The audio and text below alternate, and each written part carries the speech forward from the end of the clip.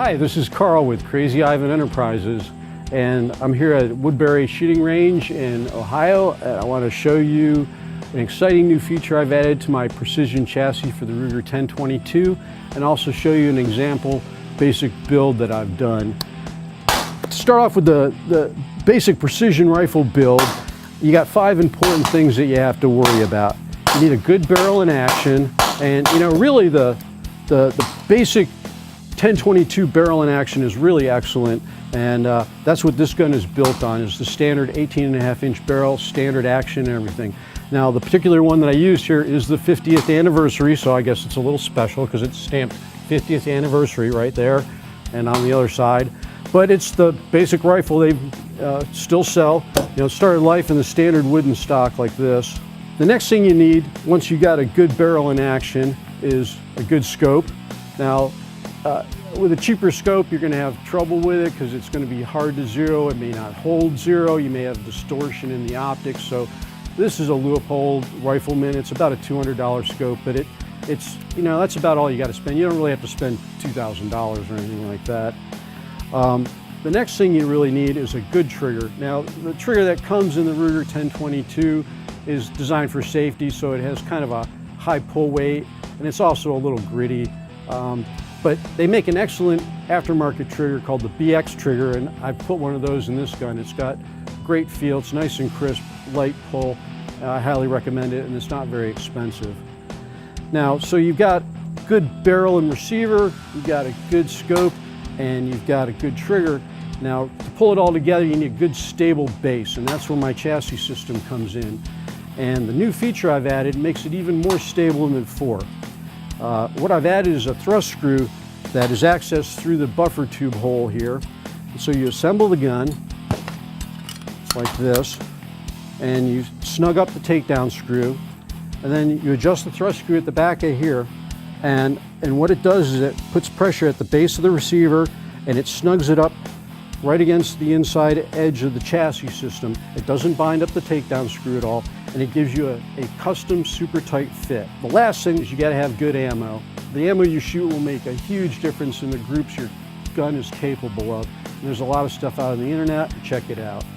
The last thing I'd like to talk about today is some of the just little performance boosting features, little tweaks I've done to this particular rifle.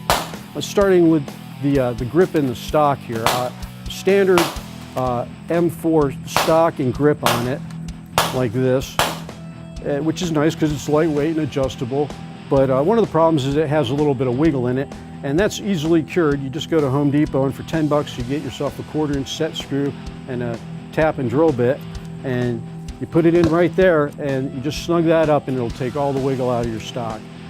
Now the next thing is you need to be comfortable, so you probably want to snap on a riser to that stock, and you can get a 2-pack of these for about 12 bucks on the internet. They come in 2 sizes usually, and the lower one I find is just perfect for this particular rifle and scope that I've got it set up with.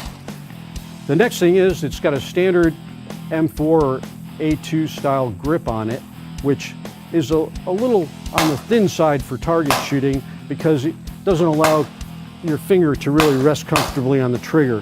So what I've done here is just put a double wrap of paracord on there, and I've also extended it up over the buffer tube, which covers up the castle nut and gives you a nice comfortable grip. Now the last thing I've done here is you may recognize the bipod I've got on here. This is the standard Utg Bipod that Ruger ships with the Charger pistols, and it's a pretty solid little bipod, but it's got a little bit of wiggle to it.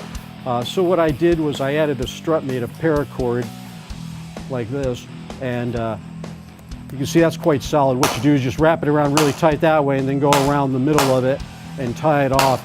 And the great thing about this is you can still collapse it like that and put it in your gun bag, and when you fold it back out, it'll go back to being super stable. Well, now that I've shown you everything, let's see how it shoots.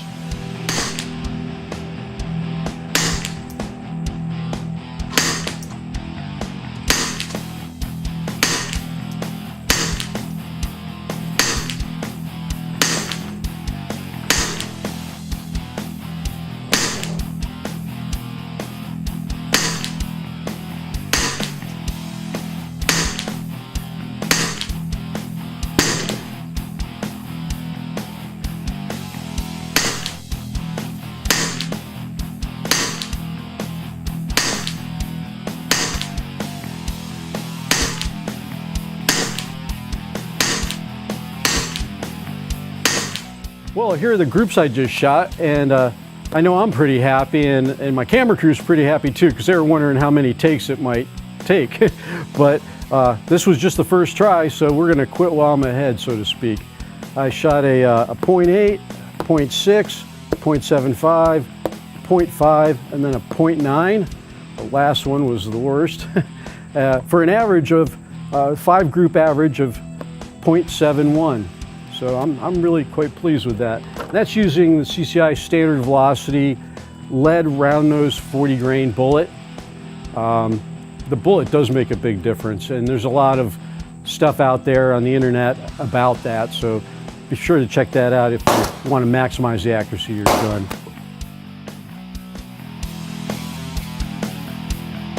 Thanks for watching. For more info, visit crazyivanllc.com.